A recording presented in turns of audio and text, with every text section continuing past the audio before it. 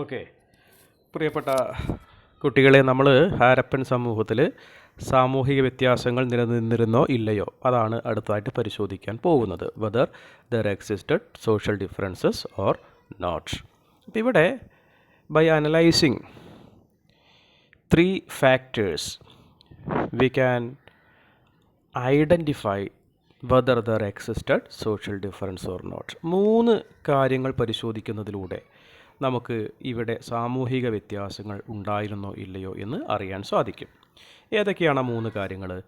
ഒന്ന്, അവിടെ നിലനിന്നിരുന്ന ശവസംസ്കാര രീതികളെക്കുറിച്ച് മനസ്സിലാക്കുക. 2, അവരുപയോഗിച്ചിരുന്ന ആഡംബര വസ്തുക്കളെക്കുറിച്ച് മനസ്സിലാക്കുക. 3, അവർ താമസിച്ചിരുന്ന വീടുകളുടെ ഘടനയെക്കുറിച്ച് മനസ്സിലാക്കുക. അപ്പോൾ burial system, luxurious objects and the structures of houses, ഈ 3 ഘടകങ്ങളാണ് നമ്മൾ ഇതിനു വേണ്ടി ഉപയോഗിക്കുന്നത്. അപ്പോൾ ശവസംസ്കാര രീതികളെക്കുറിച്ച് നോക്കുമ്പോൾ മൃതശരീരങ്ങൾ പൊതുവിലും കുഴികളിലാണ് മറവ് ചെയ്തിരുന്നത്. കുഴി കുഴിച്ച് അതിൽ മറവ് ചെയ്യുകയാണ് ചെയ്തിരുന്നത്. Okay, the dead were generally laid in pits and there were different types of burial Pitt's.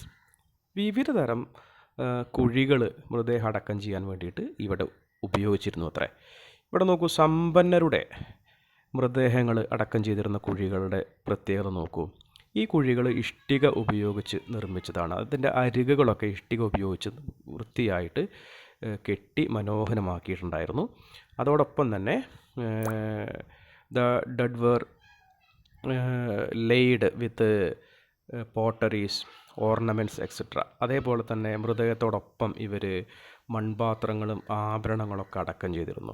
പ്രത്യേകിച്ച് ചിപ്പികൾ കൊണ്ടുള്ള മോതിരങ്ങൾ, അതേപോലെ തന്നെ വിവിധ ജീവികളുടെ പുറന്തോട് കൊണ്ടുള്ള ആഭരണങ്ങൾ, കന്മണികൾ, ജപമാലകൾ, സൂര്യകാന്തക്കല്ലുകൾ അതായത് ജാസ്പർ സ്റ്റോൺസ്, അതുപോലെ തന്നെ ചെമ്പ് കൊണ്ടുള്ള കണ്ണാടികളൊക്കെ ഇത്തരം കുഴികളിൽ നിന്ന് നമ്മൾ കണ്ടെത്തിയിട്ടുണ്ട്. ഇവിടെ ഹാരപ്പയിലെ ഒരു മൃതദേഹം അടക്കം ചെയ്ത കുഴിയിൽ നിന്ന് ഒരു പുരുഷൻ്റെ തലയോട്ടിക്ക് സമീപത്ത് നിന്ന് ഇതുപോലുള്ള നിരവധി ഈ സൂര്യകാന്തക്കല്ലും അതുപോലെ തന്നെ 3 ചിപ്പികൾ കൊണ്ടുള്ള മോതിരങ്ങളും കന്മണികളും 100 കണക്കിന് ചെറിയ മുത്തുകളും ഒക്കെ ഉൾപ്പെടുന്ന ഒരു ആഭരണം തന്നെ കണ്ടെത്തിയിട്ടുണ്ട് എന്നാണ് പറയുന്നത്. അപ്പോൾ തീർച്ചയായിട്ടും സമ്പന്നരുടെ മൃതദേഹങ്ങൾ അടക്കം ചെയ്ത കുഴികളായിരിക്കും ഇത് എന്നുള്ളത് നമുക്ക് അറിയാൻ കഴിയും. അവർ മരണാനന്തര ജീവിതത്തിൽ വിശ്വസിച്ചിരുന്നു എന്നതും ഇത് സൂചിപ്പിക്കുന്നുണ്ട്. കാര്യം, മരിച്ചുപോയ ആളുകൾക്ക് മരണാനന്തരം ജീവിക്കുന്നതിന് ആവശ്യമുള്ള സാധനങ്ങളാണ് മൃതദേഹത്തോടൊപ്പം അവർ അടക്കം ചെയ്തിരുന്നത്. അപ്പോൾ സമ്പന്നരാണെങ്കിൽ അവരുടെ മൃതദേഹത്തോടൊപ്പം ഈ സാധനങ്ങളെല്ലാം അടക്കം ചെയ്തിരുന്നു. എന്നാൽ പാവപ്പെട്ടവരുടെ മൃതദേഹത്തോടൊപ്പം ഇത് നമുക്ക് കാണാൻ വേണ്ടി സാധിക്കില്ല. നോക്കൂ, ഇവിടെ ആ കാലഘട്ടത്തിലെ ചില ശവക്കുഴികളുടെ ചിത്രങ്ങൾ ഇതിൽ നിന്ന് നമുക്ക് കാണാൻ കഴിയും. ഓക്കെ, ഒരു സ്കെൽട്ടൺ നമുക്ക് കാണാൻ കഴിയും. വിവിധ വസ്തുക്കൾ മൃതദേഹത്തിൻ്റെ സമീപത്തു നിന്ന് നമുക്ക് ലഭിച്ചിട്ടുണ്ട്. അതിൻ്റെ ചിത്രങ്ങളാണത്. ഓക്കെ,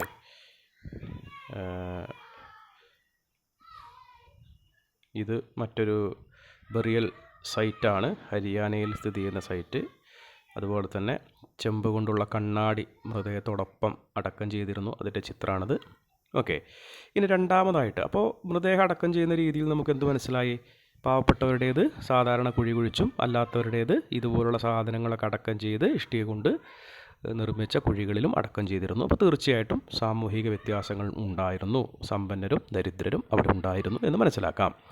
രണ്ടാമത്തേത് ആഡംബര വസ്തുക്കളെക്കുറിച്ചുള്ള പഠനമാണ്, സ്റ്റഡിയിങ് തിങ്സ് ഓഫ് ലക്ഷറി. അതിലൂടെ നമുക്ക് ഇവിടെ സാമൂഹിക വ്യത്യാസം ഉണ്ടായിരുന്നോ ഇല്ലയോ എന്ന് മനസ്സിലാക്കാം. അപ്പോൾ ഇവിടെ നമുക്ക് ആർട്ടഫാക്ട്സിനെ, അതായത് നിർമ്മിത വസ്തുക്കളെ നമുക്ക് പഠനവിധേയമാക്കിക്കൊണ്ട് ഇത് മനസ്സിലാക്കാൻ കഴിയും. 2 തരം നിർമ്മിത വസ്തുക്കളാണ് ഉണ്ടായിരുന്നത്. The artefacts were 2 types. ഒന്നാമത്തേത് യൂട്ടിലിറ്റേറിയൻ ഒബ്ജക്ട്സ് അഥവാ പ്രയോജനകരമായ വസ്തുക്കൾ. രണ്ടാമത്തേത് ആഡംബര വസ്തുക്കൾ അഥവാ ലക്ഷൂറിയസ് ഒബ്ജക്ട്സ്. ഓക്കെ, എന്താണ് പ്രയോജനകരമായ വസ്തുക്കൾ? അത് ഡെയിലി യൂസിന് വേണ്ടി ഉപയോഗിച്ചിരുന്ന നിത്യോപയോഗ വസ്തുക്കളാണ്. ഓക്കെ, അതായത് അതിനകത്ത് ആട്ടുകല്ലുണ്ട്, മൺപാത്രങ്ങളുണ്ട്, സൂചികളുണ്ട്, അതുപോലെ തന്നെ നമ്മുടെ ഫ്ലഷ് റബ്ബേഴ്സ്, ശരീരം തേച്ച് കഴുകുന്നുള്ള വസ്തുക്കളൊക്കെ അവർ ഉപയോഗിച്ചിരുന്നു. ഇത് പൊതുവിലെല്ലാവരും ഉപയോഗിച്ചിരുന്നതാണ്. എന്നാൽ അതേ സമയത്ത് തന്നെ ആഡംബര വസ്തുക്കൾ ആ കാലഘട്ടത്തിൽ ഉപയോഗിച്ചിരുന്നു. പക്ഷേ ഈ ആഡംബര വസ്തുക്കളുടെ പ്രത്യേകത എന്ന് പറയുന്നത് അത് വലിയ അധിവാസ കേന്ദ്രങ്ങളിൽ സമ്പന്നർ താമസിച്ചിരുന്ന അധിവാസ കേന്ദ്രങ്ങളിൽ നിന്ന് മാത്രമാണ് ഇത് കിട്ടിയിട്ടുള്ളത്. ഹാരപ്പ, മോഹൻജോദാരോ എന്നിവിടങ്ങളിൽ നിന്ന്. എന്തൊക്കെയാണ് ഈ ആഡംബര വസ്തുക്കൾ? ഈ ആഡംബര വസ്തുക്കൾ തീർച്ചയായിട്ടും അപൂർവ വസ്തുക്കളായിരിക്കും. വില കൂടിയതും ദുർലഭവുമായിട്ടുള്ള വസ്തുക്കളാണ്. സങ്കീർണമായ സാങ്കേതിക വിദ്യകൾ ഉപയോഗിച്ച് നിർമ്മിച്ച സാധനങ്ങളായതുകൊണ്ടാണ് ഇവ വില കൂടുന്നത്. ഓക്കെ. പ്രധാനമായിട്ടും ഫെയൻസ് പോട്ട് അഥവാ സുഗന്ധദ്രവ്യങ്ങൾ നിറയ്ക്കാനുള്ള ചെറിയ പാത്രങ്ങൾ, ഗോൾഡ് ഓർണമെൻറ്റ്സ് ഉണ്ട്, സ്വർണ്ണാഭരണങ്ങൾ, ഇതൊക്കെയാണ് പ്രധാനമായിട്ടും ഈ കാലഘട്ടത്തിൽ ഉപയോഗിച്ചിരുന്ന ആഡംബര വസ്തുക്കൾ എന്ന് പറയുന്നത്. അപ്പോൾ ഇവയെല്ലാം സമ്പന്ന വിഭാഗങ്ങളാണ് കൈവശം വെച്ചിരുന്നത് എന്നുള്ളത് നമുക്ക് മനസ്സിലാക്കാൻ വേണ്ടി സാധിക്കും. അപ്പോൾ അതുകൊണ്ട് തന്നെ സാമൂഹിക വ്യത്യാസങ്ങൾ അവിടെ ഉണ്ടായിരുന്നു എന്നുള്ള കാര്യം വ്യക്തമാണ്. ഫെയൻസ് പോട്ട് എന്ന് പറയുന്ന ഇതാണ്. ഇനി മൂന്നാമത്തേത് വീടുകളുടെ ഘടന മനസ്സിലാക്കുന്നതിലൂടെയും അവിടെ സാമൂഹിക വ്യത്യാസം ഉണ്ടായിരുന്നോ ഇല്ലയോ എന്നറിയാം. നിങ്ങൾ പഠിച്ചിട്ടുണ്ട്, ഹരപ്പയിൽ ഒരു മുറിയുള്ള ചെറിയ കുടിലുകളുണ്ട്, നിരവധി മുറികളുള്ള വീടുകളുണ്ട്, മാളിക വീടുകൾ അഥവാ ഒന്നിൽ കൂടുതൽ നിലകളുള്ള വീടുകളൊക്കെ തന്നെ അവിടെ ഉണ്ടായിരുന്നു. അപ്പോൾ തീർച്ചയായിട്ടും ഇതിൽ നിന്ന് എന്ത് മനസ്സിലാക്കാം? അവിടെ സാമൂഹിക വ്യത്യാസങ്ങളുണ്ട്, സമ്പന്നരും ദരിദ്രരും ഉണ്ട് അല്ലേ? വീടുകളുടെ വലുപ്പം ചെറുപ്പം നമുക്ക് മനസ്സിലാക്കി കഴിഞ്ഞാൽ ആ കാര്യം ബോധ്യമാവും. അപ്പോൾ തീർച്ചയായിട്ടും സാമൂഹിക വ്യത്യാസങ്ങൾ ഇവിടെ നിലനിന്നിരുന്നു എന്നുള്ളത് നമുക്ക് ഇതിൽ നിന്നും മനസ്സിലാക്കാൻ വേണ്ടിയിട്ട് സാധിക്കും. അടുത്തതായിട്ട് ഫൈൻഡിങ് ഔട്ട് ക്രാഫ്റ്റ് പ്രൊഡക്ഷൻ, കരകൗശല ഉൽപ്പാദനം കണ്ടെത്തുക എന്നുള്ളതാണ്. ഹാരപ്പയിലെ കരകൗശല ഉൽപ്പാദനത്തെക്കുറിച്ചുള്ള കാര്യങ്ങളാണ് നമുക്ക് അടുത്തായിട്ട് മനസ്സിലാക്കേണ്ടത്. ആ കാലഘട്ടത്തിൽ അവർ നിർമ്മിച്ചിരുന്ന കരകൗശല വസ്തുക്കളുടെ ചിത്രങ്ങളാണ് ഈ കാണുന്ന സ്റ്റോൺ ഫിഗേഴ്സാണ്, കല്ലുകൊണ്ട് നിർമ്മിച്ചിരുന്ന ചിത്രങ്ങളുണ്ട്. ഓക്കെ. അതേപോലെ തന്നെ ഡാൻസിങ് ഗേളിൻ്റെ ബ്രോൺസിലുള്ള ഒരു നിർമ്മിതി, ഒരു വെങ്കലം കൊണ്ടുള്ള പ്രതിമ കാണാൻ കഴിയും. ഓക്കെ. അതേപോലെ തന്നെ ഒരുപാട് ഗെയിംസിന് ഉപയോഗിച്ചിരുന്ന ഉപകരണങ്ങൾ കാണാൻ കഴിയും. ഓക്കെ. അപ്പോൾ ഈ കാലഘട്ടത്തിലെ പ്രധാനപ്പെട്ട കരകൗശല നിർമ്മാണ കേന്ദ്രങ്ങളെന്ന് പറയുന്നത് ഒന്ന് ചാൻഹുദാരോയാണ്. ചാൻഹുദാരോ എന്ന് പറയുന്നത് ഇന്നത്തെ പാകിസ്ഥാനിലാണ് സ്ഥിതി ചെയ്യുന്നത്. മറ്റൊന്ന് നാഗേശ്വറാണ്. നാഗേശ്വർ എന്ന് പറയുന്നത് ഗുജറാത്തിലാണ്. പിന്നെ ബാലക്കോട്ട്, അത് പാകിസ്ഥാനിലാണ്. പിന്നെ ലോത്താൾ, അതും ഗുജറാത്തിലാണ്. അപ്പോൾ ചാൻഹുദാരയെക്കുറിച്ച് നമുക്ക് പരിശോധിക്കാം. അപ്പോൾ ചാൻഹുദാരയുടെ പ്രത്യേകത എന്ന് പറയുന്നത് അവിടെ കൺമണിമാലകൾ, ചിപ്പികൾ, ലോഹങ്ങൾ, മുദ്രകൾ, തൂക്കക്കട്ടികൾ, വിവിധ തരം മാലകളൊക്കെയാണ് ചാൻഹുദാരോ കേന്ദ്രീകരിച്ചുകൊണ്ട് പ്രധാനമായിട്ടും നിർമ്മിച്ചിരുന്നത് എന്നാണ് പറയുന്നത്. ഓക്കെ. അപ്പോൾ ചാൻഹുദാരയുടെ ഏറ്റവും പ്രധാനപ്പെട്ട പ്രത്യേകത ഇത്തരം സാധനങ്ങൾ നിർമ്മിക്കുന്ന ഒരു കേന്ദ്രമായിരുന്നു എന്നുള്ളതാണ്. ഓക്കെ. ഇനി അത് നിർമ്മിക്കാൻ വേണ്ടിയിട്ട് ഇവർ പലതരം വസ്തുക്കൾ നിർമ്മിച്ചിരുന്നു. ഒന്ന് ഇന്ദ്രഗോപക്കല്ലാണ്. ഇന്ദ്രഗോപക്കല്ല് കാർണേലിയൻ സ്റ്റോൺ. രണ്ട് സൂര്യകാന്തക്കല്ല്. സൂര്യകാന്തക്കല്ല് പറയുമ്പോൾ ജാസ്പർ സ്റ്റോണാണ്. Jasper stone. മറ്റൊന്ന് ഇന്ദ്രനീലക്കല്ല്, അതായത് ലാപ്പിസ് ലസൂലി എന്ന് പറയുന്ന കല്ല്. അതുപോലെ തന്നെ സ്ഫടികക്കല്ലുണ്ട്, ക്രിസ്റ്റൽ സ്റ്റോൺ. ഓക്കെ. പിന്നെ വെണ്ണക്കല്ലുണ്ട്, ക്വാഡ്സ് എന്ന് പറയുന്ന വെണ്ണക്കല്ല്. അതുപോലെ തന്നെ ലോഹങ്ങളായ സ്വർണം, ചെമ്പ്, വെങ്കലം എന്നിവ നിർമ്മിക്കാൻ ഉപയോഗിച്ചിരുന്നു. കൂടാതെ ചിപ്പികൾ, അതുപോലെ തന്നെ ചെറുപാത്രങ്ങൾ നിർമ്മിക്കാനുള്ള മിശ്രിതമൊക്കെ തന്നെ ഇവർ അസംസ്കൃത വസ്തുക്കളായിട്ട് ഉപയോഗിച്ചിരുന്നു എന്നാണ് പറയുന്നത്. അതിൻ്റെ ചിത്രങ്ങളാണ് നമുക്ക് കാണാൻ കഴിയുന്നത്. ഇനി കരകൗശല വസ്തുക്കൾ എങ്ങനെയാണ് നിർമ്മിച്ചിരുന്നത്? അവർ രണ്ടോ അതിലധികമോ കല്ലുകൾ അഥവാ മുത്തുകൾ തമ്മിൽ ചേർത്ത് ഉറപ്പിച്ചാണ് അവ നിർമ്മിക്കുന്നതിന് വേണ്ടിയിട്ട് ഉപയോഗിച്ചിരുന്നത്. അതിൽ ചില കല്ലുകളാവട്ടെ സ്വർണം കൊണ്ട് പൊതിഞ്ഞിരുന്നു. Okay. Some of the stones were covered with gold. അതുപോലെ തന്നെ കൊത്തുപണികളും ചിത്രപ്പണികളൊക്കെ തന്നെ ഈ മുത്തുകളിൽ നമുക്ക് കാണാൻ വേണ്ടിയിട്ട് സാധിക്കും. പല ആകൃതിയിലുള്ള കന്മണികൾ ഇവർ ഉപയോഗിച്ചിരുന്നു. പ്രധാനമായിട്ടും അവർ വൃത്താകൃതിയിലുള്ള കന്മണികൾ ഉപയോഗിച്ചിരുന്നു. ഓക്കെ. അപ്പോൾ ഡിസ്ക് ഷേപ്പ്ഡ് സ്റ്റോൺസ് ആണ്. രണ്ടാമത്തേത് ഗോളസ്തംഭാകൃതിയിലുള്ള കല്ലുകൾ, സിലിണ്ടറിക്കൽ ഷേപ്പിലുള്ളത്. അതേപോലെ തന്നെ ഗോളാകൃതിയിലുള്ള കല്ലുകളും അവർ ഉപയോഗിച്ചിരുന്നു. ഓക്കെ. അതുപോലെ തന്നെ വീപ്പയുടെ ആകൃതിയിൽ ബാരൽ ഷേപ്പ്ഡ് ആയിട്ടുള്ള ആകൃതിയിൽ ഉള്ള കല്ലുകൾ അവർ ഉപയോഗിച്ചിരുന്നു. ഓക്കെ, വൃത്താംശത്തിൻ്റെ ആകൃതിയിലുള്ള പല ആകൃതിയിലുള്ള കല്ലുകൾ ഇവർ ഇത് നിർമ്മിക്കാൻ വേണ്ടിയിട്ട് ഉപയോഗിച്ചിട്ടുണ്ടായിരുന്നു. ഇതിൽ വെണ്ണക്കല്ല് കൊണ്ടൊക്കെ അവർ കൺമണി നിർമ്മിച്ചിരുന്ന് വളരെ എളുപ്പം ചെയ്തിരുന്നു എന്നാണ് പറഞ്ഞത്. അതായത് ഈ വെണ്ണക്കല്ല് പൊടിച്ച് പശ രൂപത്തിലാക്കിയിട്ട് അത് വ്യത്യസ്ത രൂപങ്ങളിൽ വാർത്തെടുക്കുകയാണ് ചെയ്യുക. ഓക്കെ, അതുപോലെ ഉറപ്പ് കൂടിയ കല്ലുകളാണെങ്കിൽ അതുകൊണ്ട് നിർമ്മിച്ച കൺമണികൾ ജാമിതീയ രൂപങ്ങളിലാണ് നിർമ്മിച്ചിരുന്നത്. പിന്നെ ഇന്ദ്രഗോപ കല്ലുകൾ കൊണ്ടൊക്കെ തന്നെ കൺമണികൾ നിർമ്മിച്ചിരുന്നു. അതിന് ചുവപ്പ് നിറാണ് ഉണ്ടായിരുന്നത്. രാകുകയും മിനുസപ്പെടുത്തുകയൊക്കെ ചെയ്തിരുന്നു എന്ന് പറയുന്നു. പിന്നെ ഇവയൊക്കെ തുളയിടുന്നതിന് വേണ്ടിയിട്ട് പ്രത്യേക തരത്തിലുള്ള ഡ്രില്ലുകൾ അവർ ഉപയോഗിച്ചതായിട്ട് പറയുന്നുണ്ട്. ഓക്കെ, അപ്പോൾ അവർ specialised drills were used to make holes and they were found at Chanhudaro, Lothal and Dholavira. ഇത്തരത്തിലുള്ള ഡ്രില്ലുകൾ നമ്മൾ ചാൻഹുദാരോ, ലോത്താൾ, ധോളാവീര എന്നിവിടങ്ങളിൽ നിന്നൊക്കെ തന്നെ കണ്ടെത്തിയിട്ടുണ്ട്. ഓക്കെ, അതുപോലെ തന്നെ നാഗേശ്വർ എന്ന് പറയുന്ന നാഗേശ്വറും ബാലകോട്ടും ചിപ്പികൾ കൊണ്ട് കരകൗശല വസ്തുക്കൾ നിർമ്മിച്ചിരുന്ന പ്രധാനപ്പെട്ട കേന്ദ്രങ്ങളായിരുന്നു. കാരണം അവ തീരപ്രദേശങ്ങളിൽ സ്ഥിതി ചെയ്തിരുന്ന 2 സൈറ്റുകളാണ് നാഗേശ്വറും ബാലക്കോട്ടും. ഓക്കെ, നാഗേശ്വർ ഗുജറാത്തിലും ബാലക്കോട്ട് പാകിസ്ഥാനിലുമാണ്. പക്ഷേ രണ്ടും തീരപ്രദേശത്താണ് കാണപ്പെട്ടിരുന്നത്. അതുകൊണ്ട് തന്നെ ചിപ്പികൾ കൊണ്ടുള്ള വളകൾ, തവി എന്ന് പറഞ്ഞു കഴിഞ്ഞാൽ ലാഡിൽസ് ആണ്. ഓക്കെ, ബാംഗിൾസ് ആൻഡ് ലാഡിൽസ് അതായത് നമ്മൾ കയ്യിൽ എന്നൊക്കെ പറയണ ആ സാധനം, ഇതൊക്കെ അവർ നിർമ്മിച്ചിരുന്നു. മറ്റ് കേന്ദ്രങ്ങളിലേക്കൊക്കെ ഇത് അവർ കൊണ്ടുപോവുകയും ചെയ്തിരുന്നു. അതിൻ്റെ ചിത്രങ്ങൾ നിങ്ങൾക്കിവിടെ കാണാൻ വേണ്ടിയിട്ട് സാധിക്കും. ഓക്കെ, വളകളുടെയും തവികളുടെയും ഒക്കെ തന്നെ ചിത്രങ്ങളാണ് ഈ കാണുന്നത്. ഓക്കെ,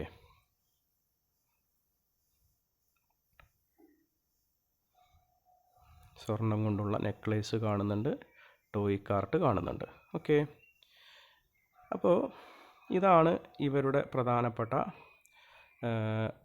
കരകൗശലവുമായി ബന്ധപ്പെട്ട് നമ്മൾ മനസ്സിലാക്കുന്ന കാര്യങ്ങൾ. ഇനി അടുത്തതായിട്ട് ഉൽപ്പാദന കേന്ദ്രങ്ങളെ തിരിച്ചറിയുന്നത് എങ്ങനെയെന്നുള്ളതാണ്. അതായത് ഇവർ ഉൽപ്പാദന കേന്ദ്രങ്ങളായിട്ട് ചില സ്ഥലങ്ങൾ നിലനിർത്തിയിരുന്നു, അധിവാസ കേന്ദ്രങ്ങളായിട്ട് മറ്റു സ്ഥലങ്ങൾ നിലനിർത്തിയിരുന്നു. അപ്പോൾ ഒരു സ്ഥലം ഉൽപ്പാദന കേന്ദ്രമായിരുന്നോ അല്ലയോ എന്നെങ്ങനെയാണ് കണ്ടെത്തുക? How we can identify a site of production site എങ്ങനെ കണ്ടെത്തും? അതായത് ഇതിനു വേണ്ടിയിട്ട് the archaeologist used the presence of the remains of raw materials. Okay, അതായത് അസംസ്കൃത വസ്തുക്കളുടെ സാന്നിധ്യം ഉള്ള പ്രദേശങ്ങളെ തിരിച്ചറിയുക വഴി നമുക്കത് ഉൽപ്പാദന കേന്ദ്രമാണോ അല്ലയോ എന്ന് മനസ്സിലാക്കാൻ കഴിയും. അതായത് അസംസ്കൃത വസ്തുക്കൾ എന്ന് പറയുമ്പോൾ ചിപ്പികൾ, ചെമ്പിൻ്റെ അയിരുകളൊക്കെ തന്നെ അസംസ്കൃത വസ്തുക്കളായിട്ട് ഉപയോഗിക്കാറുണ്ട്. സ്റ്റോൺ നൊഡ്യൂൾസ് ഉണ്ട്. ഓക്കെ, കൽപ്പിണ്ടങ്ങൾ, കോപ്പർ ഓർ, ചെമ്പിൻ്റെ അയിരുണ്ട്. ഓക്കെ, അപ്പോൾ ഇതൊക്കെ കാണപ്പെടുന്ന സൈറ്റാണെങ്കിൽ അതിൻ്റെ അർത്ഥം അത് ഉൽപ്പാദന കേന്ദ്രമായിരിക്കാം. അതേപോലെ തന്നെ ഉപകരണങ്ങളുടെ സാന്നിധ്യം, അതായത് ടൂൾസിൻ്റെ സാന്നിധ്യം ഉണ്ടെങ്കിൽ, ഇപ്പോൾ വസ്തുക്കൾ നിർമ്മിക്കണമെങ്കിൽ ധാരാളം ഉപകരണങ്ങൾ ആവശ്യമാണ്. അപ്പോൾ ആ ഉപകരണങ്ങളുടെ സാന്നിധ്യമുള്ള സ്ഥലം ഒരു ഉൽപ്പാദന കേന്ദ്രമായിരിക്കാം. പിന്നെ അൺഫിനിഷ്ഡ് പ്രോഡക്ട്സ് അവിടെ കാണപ്പെടുന്നുണ്ടെങ്കിൽ, അപൂർണ വസ്തുക്കൾ കാണപ്പെടുന്നുണ്ടെങ്കിൽ അത് ഉൽപ്പാദന കേന്ദ്രമായിരിക്കാം. അതായത് അത് പൂർത്തീകരിക്കാതെ ഒഴിവാക്കിയതായിരിക്കും.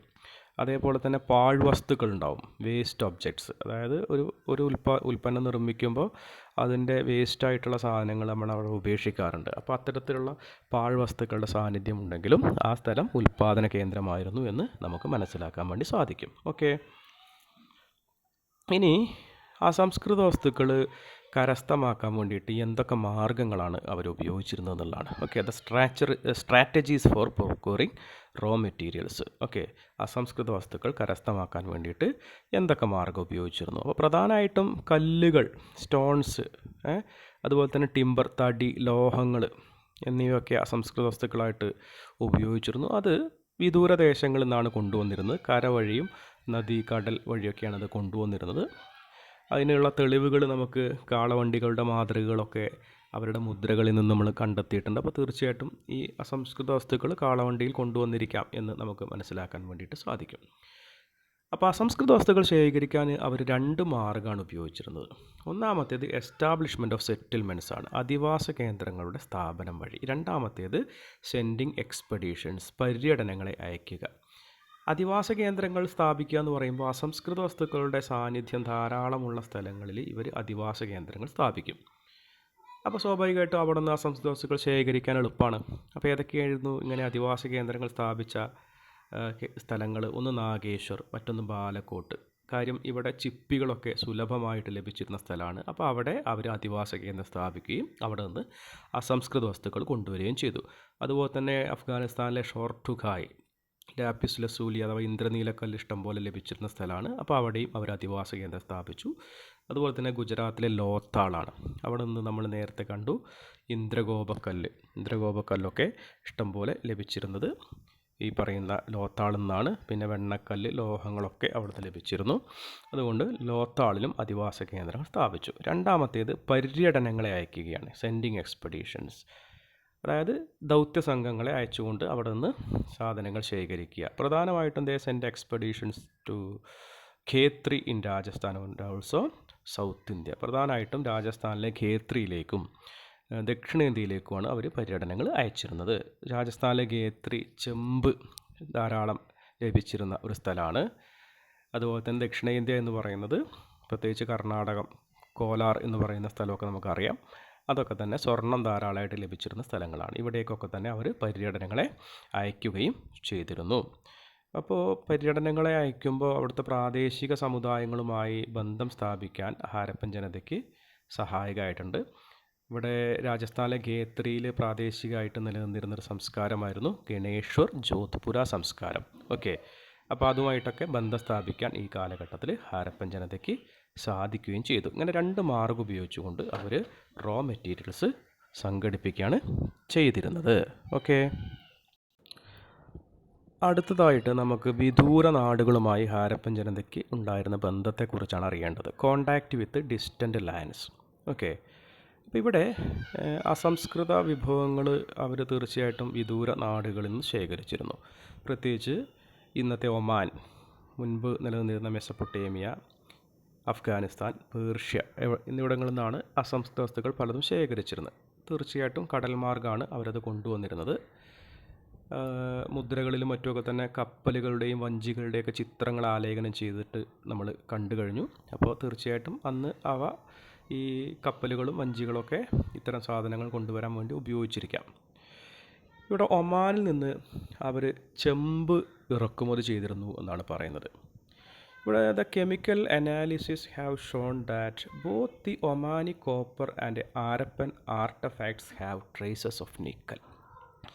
ഇവിടെ ഒമാനിലെ ചെമ്പിലും ഹാരപ്പൻ ചെമ്പിലും നിക്കലിൻ്റെ സാന്നിധ്യം കണ്ടെത്തിയിട്ടുണ്ട്. അപ്പോൾ തീർച്ചയായിട്ടും നമ്മൾ അവിടെ നിന്നും ചെമ്പ് കൊണ്ടുവന്നിരുന്നു എന്നാണ് മനസ്സിലാക്കുന്നത്.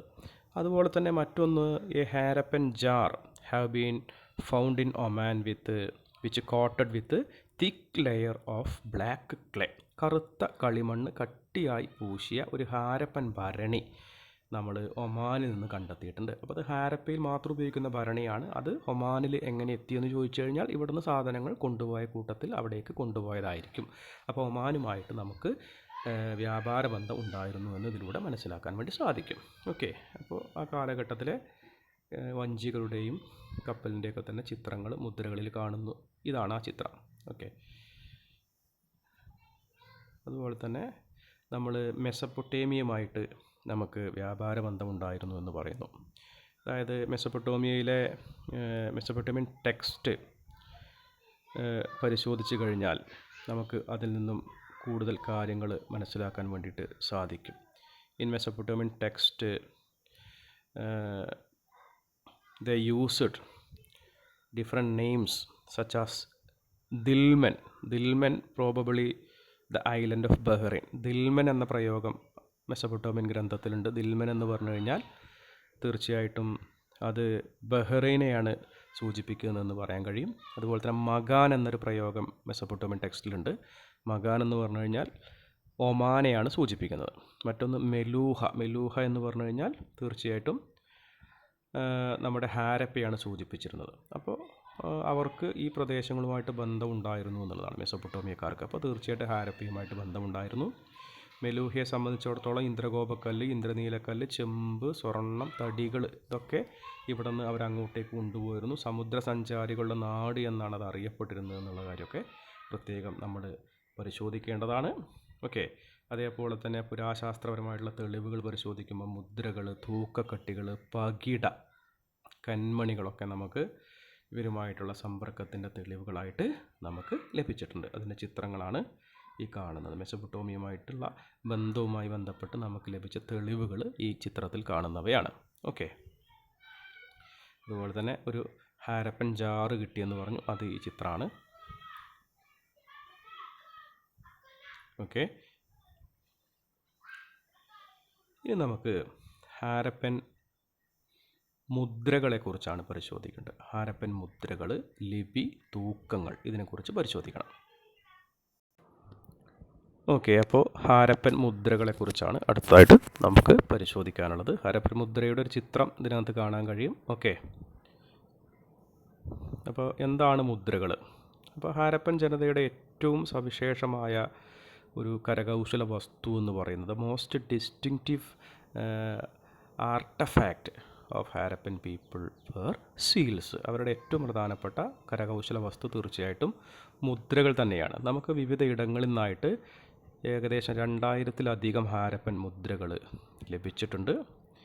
ഇവ പ്രധാനമായിട്ടും സ്റ്റീറ്റൈറ്റ് വെണ്ണക്കല്ല് കൊണ്ടാണ് അവർ നിർമ്മിച്ചിരുന്നത്. പല വലുപ്പത്തിലും ആകൃതിയിലുമുള്ള മുദ്രകളുണ്ട്. ചതുരാകൃതിയിലുണ്ട്, ദീർഘചതുരാകൃതിയിലുണ്ട്, വൃത്താകൃതിയിലൊക്കെ തന്നെ അവർ ഈ പറഞ്ഞ മുദ്രകൾ നിർമ്മിച്ചിരുന്നു. ഓക്കെ, അതുപോലെ തന്നെ അത് നിർമ്മിക്കുന്ന സമയത്ത് അവർ മൃഗങ്ങളുടെയും സസ്യങ്ങളുടെയും ഒക്കെ തന്നെ ചിത്രങ്ങൾ ഇതിൽ ആലേഖനം ചെയ്തിരുന്നു. അതുപോലെ തന്നെ ചിത്രലിപി, പിക്ടോഗ്രാഫിക് റൈറ്റിംഗ് ഈ മുദ്രകളിൽ ഇവർ ആലേഖനം ചെയ്തതായിട്ടൊക്കെ നമുക്ക് കാണാൻ വേണ്ടിയിട്ട് സാധിക്കും. ഹാരപ്പൻ മുദ്രകളുടെ ചിത്രങ്ങൾ ആണ് ഈ കാണുന്നത്. ഒന്ന് പെട്ടെന്ന് നോക്കി പോവുക. ഓക്കെ, ഇനി എന്തിനാണ് ഇവർ മുദ്രകൾ ഉപയോഗിച്ചിരുന്നത് എന്നതാണ് അടുത്തതായിട്ട് പരിശോധിക്കേണ്ടത്. അപ്പോൾ ഇവിടെ പ്രധാനമായിട്ടും ഇവർ ഇത് ഉപയോഗിച്ചിരുന്നത് ദീർഘദൂര വ്യാപാരം സുഗമമാക്കുന്നതിന് വേണ്ടിയിട്ടാണ് ഇവർ പ്രധാനമായിട്ടും മുദ്രകൾ ഉപയോഗിച്ചിരുന്നത്. ദീർഘദൂര വ്യാപാരം സുഗമമാക്കുന്നതിന് വേണ്ടിയിട്ട്. അതായത് അതുപോലെ തന്നെ മറ്റൊന്ന് സ്വത്തിൻ്റെ ഉടമസ്ഥാവകാശം ഉറപ്പുവരുത്തുന്നതിന് വേണ്ടിയിട്ട് അവർ മുദ്രകൾ ഉപയോഗിച്ചു. ഇപ്പോൾ നമ്മളിന്ന് മുദ്ര പേപ്പറിൽ സ്വത്തിൻ്റെ ഉടമസ്ഥാവകാശം എഴുതി കൊടുക്കുന്ന പോലെ അന്ന് മുദ്രകൾ ഈ കളിമണ്ണിലും വെണ്ണക്കല്ലിലും ഒക്കെ നിർമ്മിച്ച മുദ്രകളിലാണ് സ്വത്തിൻ്റെ ഉടമസ്ഥാവകാശം രേഖപ്പെടുത്തി കൊടുത്തിരുന്നത്. പിന്നെ വീട് അലങ്കരിക്കാൻ വേണ്ടിയിട്ട് ഉപയോഗിച്ചിരുന്നു. അതുപോലെ തന്നെ വിവിധ തരം രക്ഷകളായിട്ട്, അതായത് പ്രേത ഭൂതപിശാചുക്കളൊക്കെ ഉണ്ടെങ്കിൽ അതിൽ നിന്ന് രക്ഷപ്പെടുന്നതിന് വേണ്ടിയുള്ള രക്ഷകളായിട്ടും ഇവർ ഇത്തരത്തിലുള്ള മുദ്രകൾ ഉപയോഗിച്ചിരുന്നു എന്നാണ് പറയുന്നത്. ഇനി എങ്ങനെയാണ് മുദ്രകൾ ഇത്രമാത്രം പ്രാധാന്യമുള്ളവയായിട്ട് കണക്കാക്കപ്പെടുന്നത്? അതായത് ആ കാലഘട്ടത്തിലെ കൃഷിരീതി, മൃഗങ്ങൾ, പക്ഷികൾ, വൃക്ഷങ്ങൾ, വസ്ത്രധാരണം, ആഭരണങ്ങൾ, മതവിശ്വാസം, അവരുടെ കലാരൂപങ്ങൾ, വിദൂര വ്യാപാരം, ഇതിനെക്കുറിച്ചൊക്കെ നമുക്ക് അറിവ് നൽകുന്ന പ്രധാനപ്പെട്ട സ്രോതസ്സാണ് ഈ മുദ്രകൾ. അതേപോലെ തന്നെ ഹാരപ്പൻ ജനതയുടെ ഇന്നും നമ്മൾ വായിച്ചെടുക്കാത്ത അവരുടെ ലിപിയെക്കുറിച്ചും വലിയ രൂപത്തിൽ വിവരം നൽകുന്നവയാണ് ഈ ഹാരപ്പൻ മുദ്രകൾ. അതുകൊണ്ട് തന്നെ അവ വളരെ വലിയ പ്രാധാന്യം അറിയിക്കുന്നു. ഇനി എങ്ങനെയാണ് മുദ്ര വയ്ക്കുന്നത്? മുദ്ര സീലിങ്സ് എന്ന് പറയുന്നത് എങ്ങനെയാണ്? സീലിങ്സ് അപ്പോൾ തീർച്ചയായിട്ടും ഞാൻ നേരത്തെ പറഞ്ഞു, to facilitate long distance trade they used seals and sealings. അപ്പോൾ ദീർഘദൂര വ്യാപാരം സുഗമമാക്കുന്നതിന് വേണ്ടിയിട്ടാണ് അവർ തീർച്ചയായിട്ടും ഈ മുദ്രകൾ നിർമ്മിക്കുകയും മുദ്ര വെക്കൽ സ്വീകരിക്കുകയും ചെയ്തിരുന്നത്.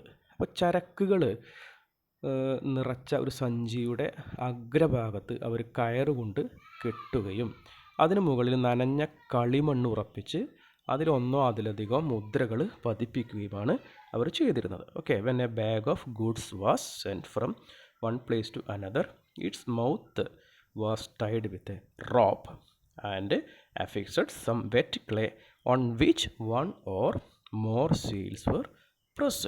Okay, ഇനി ഈ ഹാരപ്പൻ മുദ്ര വയ്ക്കുന്ന സമയത്ത് ഇത് പ്രധാനമായിട്ടും ഇതിൽ വ്യാപാര ആവശ്യത്തിന് ഉപയോഗിക്കുമ്പോൾ അതിൽ കൃത്രിമം നടന്നിട്ടുണ്ടോ എന്നുള്ളത് മനസ്സിലാക്കാൻ അവരെ സഹായിച്ചിരുന്നു. ഈ മുദ്ര പൊട്ടിച്ചിട്ടാണ് സാധനം ഒരാളുടെ കയ്യിലെത്തുന്നതെങ്കിൽ അതിൻ്റെ അർത്ഥം അതിൽ കൃത്രിമം നടന്നിട്ടുണ്ട്, അതാരോ പൊട്ടിച്ച് നോക്കിയിട്ടെന്ന് മനസ്സിലാക്കാൻ കഴിയും. പിന്നെ അത് വിദൂര ദേശത്തേക്ക് അയക്കുന്ന സമയത്ത് ഈ മുദ്രയിൽ ആരുടെ കയ്യിലേക്കാണ് സാധനം ലഭിക്കേണ്ടത് അയാളുടെ പേര് എഴുതിയിട്ടുണ്ടാവും. അപ്പോൾ ഉടമസ്ഥനെ തിരിച്ചറിയാനൊക്കെ ഈ മുദ്ര വയ്ക്കൽ സഹായിക്കുന്നുണ്ട്. ഓക്കെ, അതിൻ്റെ ചിത്രങ്ങളാണ് ഈ കാണുന്നത്. ഈ രീതിയിൽ സഞ്ചിയുടെ അഗ്രഭാഗത്ത് നനഞ്ഞ കളിമണ്ണിൽ ഉറപ്പിക്കുന്ന മുദ്രകൾ ഈ തരത്തിലുള്ളവയായിരുന്നു. ഓക്കെ, ഇതൊക്കെ മുദ്രകളുടെ ചിത്രം. പല ആകൃതിയിലുള്ള മുദ്രകൾ ഉണ്ടായിരുന്നു. അതിൽ പല ചിത്രങ്ങൾ ആലേഖനം ചെയ്തിരുന്നു, ലിപികൾ ആലേഖനം ചെയ്തിരുന്നു എന്നൊക്കെ പറഞ്ഞു കഴിഞ്ഞു. അത്തരത്തിലുള്ള ചിത്രങ്ങളാണ് ഈ കാണുന്നത്. ഇനി നമുക്ക് അടുത്തായിട്ട് ഹാരപ്പൻ ജനതയുടെ ലിപിയെക്കുറിച്ചാണ് പരിശോധിക്കേണ്ടത്. ഇവരുടെ ലിപി ഒരു എനിഗ്മാറ്റിക് സ്ക്രിപ്റ്റ് എന്നാണ് അറിയപ്പെടുന്നത്. നിഗൂഢ ലിപി എന്നാണ് ഇവിടെ സ്ക്രിപ്റ്റ് അറിയപ്പെടുന്നത്. നമ്മൾ കണ്ടു കഴിഞ്ഞു Harappan seals usually have a line of writings. Harappan മുദ്രകളിൽ തീർച്ചയായിട്ടും ഇങ്ങനെയുള്ള ഒരു വരി എഴുത്ത് ഉണ്ടായിരുന്നു എന്നുള്ളതാണ് നമ്മൾ മനസ്സിലാക്കിയിട്ടുള്ളത്. അപ്പോൾ ഈ ഹാരപ്പൻ ലിപിയുടെ പ്രത്യേകത എന്ന് പറയുന്നത് ഇന്ത്യയിലെ ഒരു പക്ഷേ ആദ്യത്തെ സാക്ഷര സമൂഹം ഹാരപ്പൻ ജനതയായിരിക്കാം. അങ്ങനെയാണ് പൊതുവിൽ ചരിത്രകാരന്മാർ വിശ്വസിക്കുന്നത്. And the inscriptions were short and the largest containing 26 signs. Okay, അതായത് ഈ ലിപി എന്ന് പറയുന്നത് വളരെ ചെറുതാണ്. ഒരു ഒറ്റ വരി എഴുത്താണ് അവർ ഉപയോഗിച്ചിരുന്നത്. ഒരു വരിയിൽ പരമാവധി 26 ചിഹ്നങ്ങളാണ് ഉണ്ടായിരുന്നത്. So their writing system was pictographic. അപ്പോൾ ചിത്രലിപിയാണ് അവർ ഉപയോഗിച്ചിരുന്നത്. ഒറ്റ വരിയിൽ എഴുതുന്ന രീതിയാണ് അവലംബിച്ചിരുന്നത്. ഒരു വരിയിൽ പരമാവധി 26 ചിഹ്നങ്ങളാണ് അല്ലെങ്കിൽ ചിത്രങ്ങളാണ് ആലേഖനം ചെയ്തിട്ടുണ്ടായിരുന്നത്. അതുപോലെ തന്നെ ഇതുവരെ വായിച്ചെടുക്കാൻ വേണ്ടിയിട്ട് നമുക്ക് സാധിച്ചിട്ടില്ല. It is not deciphered so far. പ്രധാനമായിട്ടും ഈ ലിപി കാണപ്പെടുന്നത് നമ്മൾ നേരത്തെ പറഞ്ഞ പോലെ തന്നെ മുദ്രകളിൽ, ചെമ്പ് കൊണ്ടുള്ള ഉപകരണങ്ങളിലൊക്കെ ലിപി കാണപ്പെടുന്നുണ്ട്. അതേപോലെ തന്നെ ഭരണിയുടെ വക്കിൽ ഇങ്ങനെയുള്ള കാര്യങ്ങൾ കൊത്തിവെച്ചിട്ടുണ്ട്. അപ്പോൾ ലിപികൾ അവിടെ കാണാൻ കഴിയും. ഫലകങ്ങളിൽ കാണാൻ കഴിയും. ആഭരണങ്ങളിൽ, അസ്ഥിദണ്ഡുകളിൽ, ചൂണ്ടുപലകൾ അഥവാ സൈൻ ബോർഡിലൊക്കെ തന്നെ നമുക്ക് ഈ ലിപി കാണാൻ വേണ്ടിയിട്ട് സാധിക്കും. അപ്പോൾ rim of jars, copper and terracotta tablets, then jewelleries, bone rods, sign boards, ഇതിലാണ് പ്രധാനമായിട്ടും ലിപി കാണാൻ വേണ്ടിയിട്ട് സാധിക്കുക. അപ്പോൾ ചിഹ്നങ്ങളും ചിത്രങ്ങളുമൊക്കെ ഉള്ള ഒരു ചിത്രലിപിയാണ് ഇവർ ഉപയോഗിച്ചിരുന്നത്. It was not alphabetical. ഇതൊരിക്കലും അക്ഷരമാല ക്രമത്തിലായിരുന്നില്ല. And each sign or picture stands for a vowel or a consonant. Okay, ഓരോ ചിത്രവും ഒരു സ്വരാക്ഷരത്തെയോ വ്യഞ്ജനാക്ഷരത്തെയോ ആണ് പ്രതിനിധാനം ചെയ്തിരുന്നത്. അപ്പോൾ തീർച്ചയായിട്ടും അക്ഷരമാല ക്രമത്തിലല്ല, ചിഹ്നങ്ങളും ചിത്രങ്ങളുടെ രൂപത്തിലാണ്. ഓരോ ചിഹ്നവും ചിത്രവും ഓരോ അക്ഷരത്തെ, സ്വരാക്ഷരത്തെയോ വ്യഞ്ജനാക്ഷരത്തെയോ പ്രതിനിധാനം ചെയ്യുന്ന രൂപത്തിലാണ് അവർ ഇത് തയ്യാറാക്കിയിട്ടുള്ളത്. നീണ്ട ലിഖിതങ്ങൾ വളരെ കുറവാണ്. അതേപോലെ തന്നെ ഇതിൻ്റെ ഡയറക്ഷൻ ഓഫ് റൈറ്റിംഗ് എന്ന് പറയുന്നത് it was from right to left, വലത്ത് നിന്ന് ഇടത്തോട്ട് എഴുതുന്ന രീതിയാണ് പൊതുവിൽ ഇവർ അവലംബിച്ചിരുന്നത്. അപ്പോൾ ഈ ലിപി ഇതുവരെ നമ്മൾ വായിച്ചെടുത്തിട്ടില്ല. അതുകൊണ്ട് ഇത് ഇന്നും ഒരു നിഗൂഢ ലിപിയായിട്ട് അറിയപ്പെടുകയാണ്. ഇതേ കാലഘട്ടത്തിൽ നിലനിന്നിരുന്ന ഈജിപ്ഷ്യൻ്റെ ലിപി, ഹൈറോഗ്ലിഫിക് ലിപി, അതേപോലെ തന്നെ മെസപ്പൊട്ടോമിയക്കാരുടെ ക്യൂണിഫോം ലിപി, ഇതൊക്കെ തന്നെ വായിച്ചെടുത്തിട്ടുണ്ട്. എന്നാൽ നമ്മുടെ ഹാരപ്പൻ ലിപി ഇതുവരെ വായിച്ചെടുത്തിട്ടില്ല. ഈ കാര്യം മനസ്സിലാക്കി വെക്കുക. ഇതാണ് ആ കാലഘട്ടത്തിലെ സീലുകളിലെ ചിത്രങ്ങൾ. ഇതുപോലുള്ള ലിപികളാണ് അവർ സീലുകളിലൊക്കെ തന്നെ കൊത്തിവെച്ചിരുന്ന മൃഗങ്ങളുടെയും മറ്റുമൊക്കെ തന്നെ ചിത്രങ്ങൾ കാണാൻ കഴിയും, ചിഹ്നങ്ങൾ കാണാൻ വേണ്ടിയിട്ട് സാധിക്കും. ഓക്കെ, ഹാരപ്പൻ സീലുകൾ ഈ രൂപത്തിലായിരുന്നു എന്നുള്ളത് മനസ്സിലാക്കി വെക്കുക. ഓക്കെ, ഇതൊക്കെ ആ കാലഘട്ടത്തിലെ മുദ്രകളിലുള്ള ചിത്രങ്ങളും ചിഹ്നങ്ങളും ഒക്കെയാണ്. ഇതൊക്കെ തന്നെയും ഓരോ ആശയത്തെ പ്രതിനിധാനം ചെയ്യുന്ന ചിത്രങ്ങളാണ് എന്നുള്ള കാര്യവും മനസ്സിലാക്കി വെക്കുക. ഇനി മറ്റൊരു ഭാഗം വെയ്റ്റ് ആൻഡ് മെഷേഴ്സാണ്. തൂക്കങ്ങളെക്കുറിച്ച്, തൂക്കക്കട്ടികളെക്കുറിച്ചാണ് നമുക്ക് പറയേണ്ടത്. അപ്പോൾ ഇവിടെ വെയ്റ്റ് ആൻഡ് മെഷേഴ്സ് എന്ന് പറയുന്നത് it was used in Harappan society. പ്രധാനമായിട്ടും ഇവർ വ്യാപാരത്തിന് വേണ്ടിയിട്ടാണ് ഈ വെയ്റ്റ് ആൻഡ് മെഷേഴ്സ് ഉപയോഗിച്ചിരുന്നത്. ഓക്കെ, ഇവ നിർമ്മിക്കുന്നതിന് വേണ്ടിയിട്ട് they were made of stones called chert. തീക്കല്ലുകൾ കൊണ്ട് ഇവർ ഇത് നിർമ്മിച്ചിരുന്നു.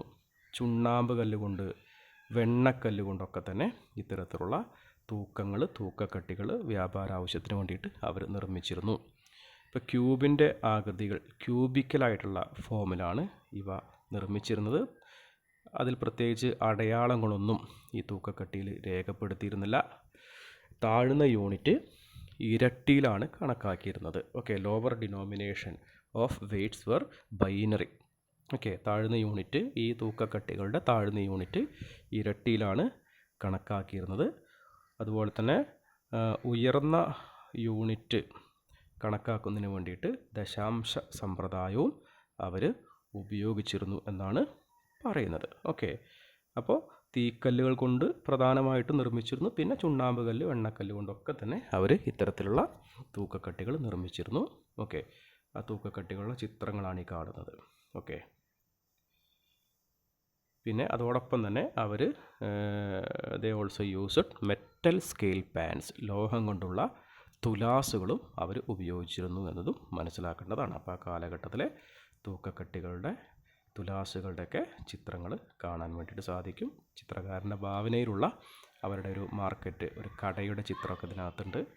ഓക്കെ, ഇതൊക്കെ അവരുടെ തൂക്കക്കട്ടികളാണ്. വിവിധ ഡിനോമിനേഷനുള്ള തൂക്കക്കട്ടികൾ. ഇരട്ടിയിലാണ് കണക്കാക്കുക, അല്ലെങ്കിൽ ബൈനറിയിലാണ് കണക്കാക്കുക എന്ന് പറയുമ്പോൾ നമുക്കറിയാലോ, 1, 2, 4, 8, ഓക്കെ, 16, 32, ഓക്കെ, ഇങ്ങനെ 12,800 വരെയുള്ള ഡിനോമിനേഷൻ അവർ ഉപയോഗിച്ചിരുന്നു എന്നാണ് പറയുന്നത്. ഓക്കെ, ഇത്രയുമാണ് നമ്മുടെ അളവ് തൂക്കങ്ങളുടെ പ്രത്യേകതയെക്കുറിച്ച്, ഹാരപ്പൻ സമൂഹത്തിൽ നിലനിന്നിരുന്ന അളവ് തൂക്കങ്ങളുടെ പ്രത്യേകതയെക്കുറിച്ച് നമുക്ക് മനസ്സിലാക്കാനുള്ളത്. ഓക്കെ.